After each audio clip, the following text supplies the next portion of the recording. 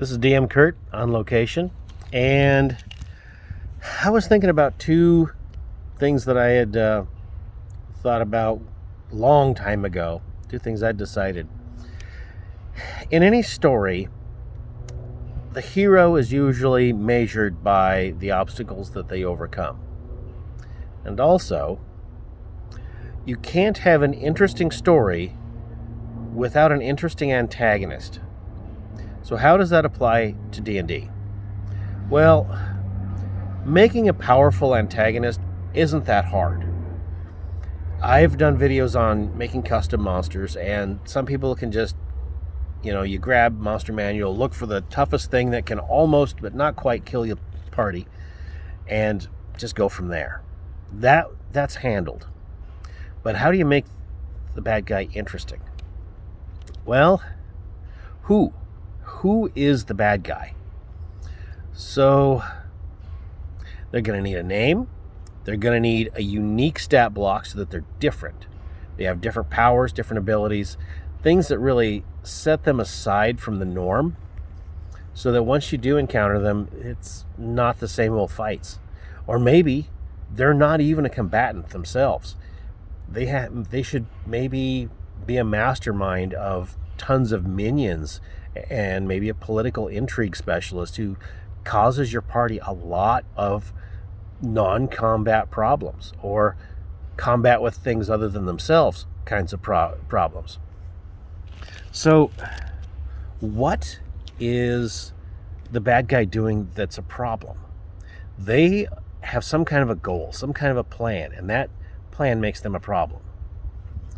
Unless you have maybe undead or demonic things, in which case their very presence is a huge issue.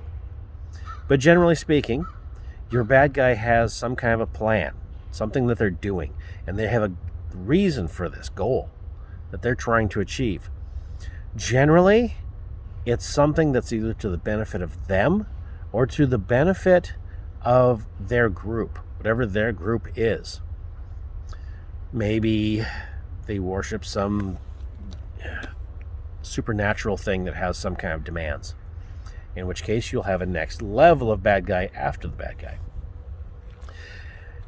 There are a few bad guys that their whole goal is the destruction part. No gain, just destruction, just malice. That would be those fellows of the chaotic evil alignment. But everybody else has a goal and a reason. That's their why. You need to figure out what their why is. They need to figure out how they're accomplishing their goal. Are they accomplishing it through the use of minions? Probably. But they're making things happen, and having it happen through minions doing multiple steps gives your party multiple little problems to deal with, and then each one of those situations can give them clues as to where they can find the big bad guy and cut this snake's head off right at the top. So there you go with that. Now, what I would not recommend doing is trying to plan in advance how the bad guy is going to react to any possible thing your players can do, because your players can come up with all kinds of things, and there's just too many possibilities. But what makes your bad guys interesting? Well, let's just try to do something different from the last one. Try to do a different kind of bad guy in every campaign. So you get a lot of the combat bad guys. He's big, he's tough, he's tougher than his minions. The minions fight you. Eventually you fight the big guy. The big guy's the toughest fight, and that's over.